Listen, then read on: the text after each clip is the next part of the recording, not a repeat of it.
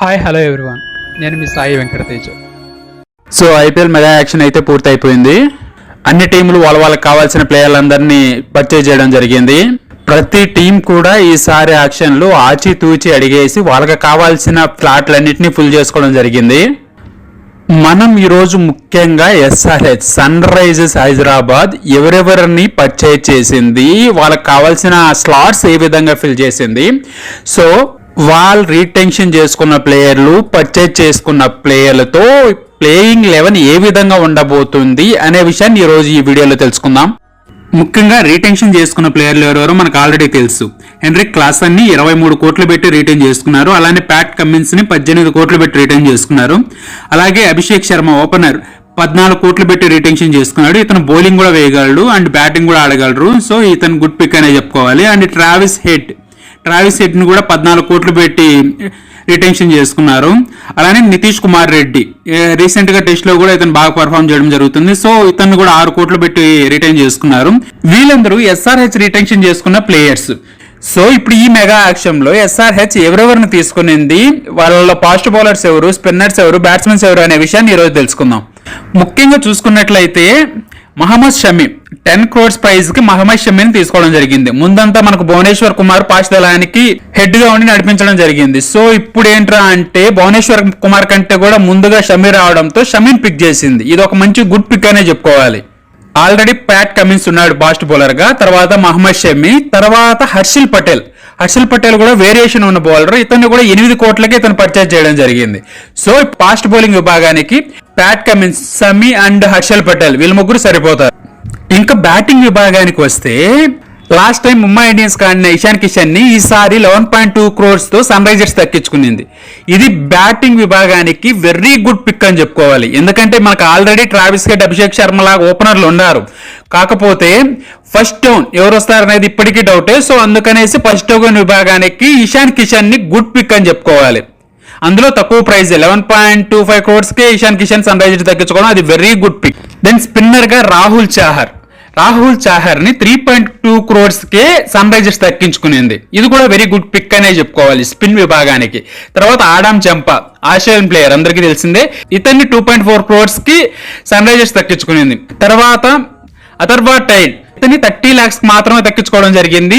ఇతను కూడా very good pick అనే చెప్పుకోవాలి. అంతగా ఉంటే మనకు ఇంపాక్ట్ ప్లేయర్ గా బ్యాట్స్మెన్ గా ఇతను యూజ్ చేసుకునే అవకాశాలు అయితే చాలా ఉన్నాయి.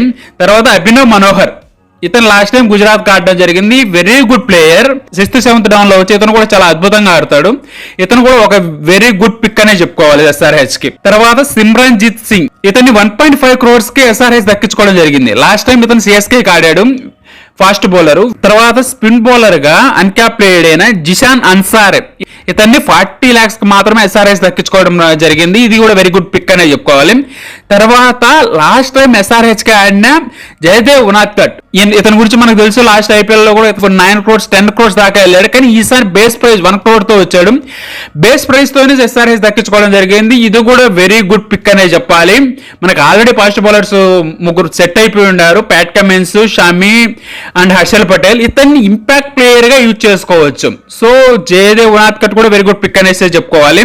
తర్వాత ఓవర్సీస్ ప్లేయర్ అయిన బ్రైడన్ కార్స్ ఇతను కూడా బేస్ ప్రైజ్ 1 crores తో ఎస్ఆర్హెచ్ దక్కించుకోవడం జరిగింది. ఇతను కూడా 1 గుడ్ పిక్ అనేసే చెప్పుకోవాలి ఎస్ఆర్హెచ్ కి. ఆ తర్వాత కమెందు మెండిస్ ఇతను శ్రీలంకకు చెందిన ప్లేయర్. మనకు తెలుసు ఆల్రౌండర్, బ్యాటింగ్ చేయగలడు అలానే బౌలింగ్ కూడా చేయగలడు. ఇతను కూడా ఒక గుడ్ పిక్ గానే చెప్పుకోవచ్చు. తర్వాత అంకిత్ వర్మ ఇతను 30 lakhs బేస్ ప్రైజ్ తోనే ఎస్ఆర్హెచ్ దక్కించుకోవడం జరిగింది. ఇతను కూడా ఒక గుడ్ పిక్ అనే చెప్పుకోవాలి. తర్వాత ఇసాన్ మలింగా ఇతను కూడా శ్రీలంక ప్లేయర్ అండ్ 1.20 crores మాత్రమే ఎస్ఆర్హెచ్ ఇతను కూడా దక్కించుకోవడం జరిగింది. ఇది కూడా ఒక గుడ్ పిక్ అనేసి చెప్పుకోవాలి. తర్వాత సచిన్ బేబీ ఇతను కూడా బ్యాట్స్మెన్. ఇతను కూడా బేస్ ప్రైస్ 30 lakhs కి ఎస్ఆర్హెచ్ దక్కించుకోవడం జరిగింది. ఇతను కూడా ఒక గుడ్ పిక్ గానే ఎస్ఆర్హెచ్ కి చెప్పుకోవచ్చు. సో టోటల్ గా చూసుకున్నట్లయితే ఎస్ఆర్హెచ్ ఈసారి ఆచితూచి ఒక మంచి టీమ్ ని బిల్డ్ చేసుకోవడం జరిగింది. టోటల్ గా 20 players ని పర్చేజ్ చేయడం జరిగింది. పర్చేజ్ చేసిన ప్రతి ఒక్కరిని కూడా మంచి ప్రైజ్ కి అలానే కావాల్సిన స్లాట్లు ఫిల్ చేసుకునే దానికి ఒక మంచి టీమ్ ని బిల్డ్ చేసుకుని అనేసి చెప్పుకోవాలి. లాస్ట్ టైం ఎస్ఆర్హెచ్ ఫైనల్ దాకా వెళ్ళారు. ఈసారి ఫైనల్ దాకా వెళ్ళడమే కాకుండా కప్పు కొట్టే అవకాశాలు కూడా చాలా నిండుగా కనబడుతున్నాయి ఈసారి వీళ్ళు బిల్డ్ చేసుకున్న టీం చూసుకున్నట్లయితే. సో ఇప్పుడు మనము ప్రాబబ్లీ ఈ ప్లేయర్లతో ప్లేయింగ్ లెవెన్ని ఏ విధంగా ఫిల్ చేస్తారనే విషయాన్ని ఎక్స్పెక్ట్ చేద్దాం. ముఖ్యంగా ఓపెనర్లుగా చూసుకున్నట్లయితే ఇప్పుడు ఉన్న మనకు ప్లేయింగ్ లెవెన్ ప్రకారం Travis head and Abhishek Sharma వీళ్ళిద్దరు ఓపెనర్లుగా వస్తారు. తర్వాత ఇషాన్ కిషన్ ఫస్ట్ డౌన్ లో ఇషాన్ కిషన్ వచ్చినట్లయితే తర్వాత నితీష్ కుమార్ రెడ్డి సెకండ్ డౌన్ లో వస్తాడు. ఆ తర్వాత క్లసన్ వచ్చేసి థర్డ్ డౌన్ లో ఫిఫ్త్ ప్లేయర్ గా వస్తాడు. దెన్ అభినవ్ మనోహర్ ఇతను హిట్టర్ గా చాలా బాగా యూజ్ చేసుకోవచ్చు. So Abhinav Manohar sixth player గా వస్తాడు. సో ఒకవేళ ఇంపాక్ట్ ప్లేయర్ గా యూజ్ చేసుకోవాలంటే టైడ్ అని ఇంపాక్ట్ ప్లేయర్ గా యూజ్ చేసుకోవచ్చు. తర్వాత ప్యాట్ కమిన్స్ వస్తాడు. ఆ తర్వాత హర్షల్ పటేల్ ఉన్నాడు, హర్షల్ పటేల్ వస్తాడు. సో ఆ తర్వాత షమీన్ యూజ్ చేస్తారు. తర్వాత స్పిన్ బౌలింగ్ వచ్చేతలకి ఆడమ్ జంపా, ఆ తర్వాత రాహుల్ చాహర్ వస్తారు.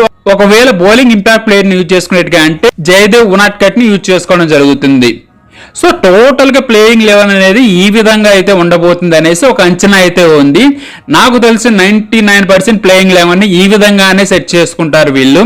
సో ముందుతో పోలిస్తే నాకు తెలిసి ఇది బెస్ట్ టీమ్ గా కనపడుతుంది. ఎస్ఆర్హెచ్ బెస్ట్ ప్లేయింగ్ లెవెన్ గా కూడా కనపడుతుంది. సో ప్రీవియస్లీ మనకు భువనేశ్వర్ కుమార్ ఉన్నాడు, బట్ భువనేశ్వర్ కుమార్ ప్లేస్ లో మనకి షమీ రావడం జరిగింది. సో ఫాస్ట్ బౌలింగ్ విభాగం కూడా బాగుంది, బ్యాటింగ్ విభాగం బాగుంది, ఆల్రౌండర్స్ ఉన్నారు. సో టోటల్ గా అయితే ఎస్ఆర్హెచ్ టీం కప్పు కొట్టగలిగే టీమ్ గా కనపడుతుంది. నేను ఎక్స్పెక్ట్ చేస్తున్న ప్లేయింగ్ లెవెన్ అయితే ఈ విధంగా ఉండబోతుంది. ఎస్ఆర్హెచ్ కి ఓపెనర్స్ గా వచ్చేసి ట్రావిస్ హెడ్ అలానే అభిషేక్ శర్మ వస్తారు. ఫస్ట్ డౌన్ లో ఇషాన్ కిషన్, తర్వాత నితీష్ కుమార్ రెడ్డి, తర్వాత క్లసన్ వస్తారు. Then Abhinav Manohar, Pat Cummins, Harshal Patel, Shami, Zampa, Rahul Chahar.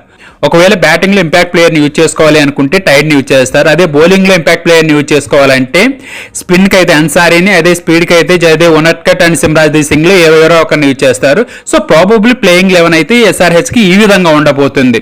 మీరు ఏ విధంగా ఉంటుంది అనేసి అనుకుంటున్నారు SRH playing eleven? Please comment చేయండి.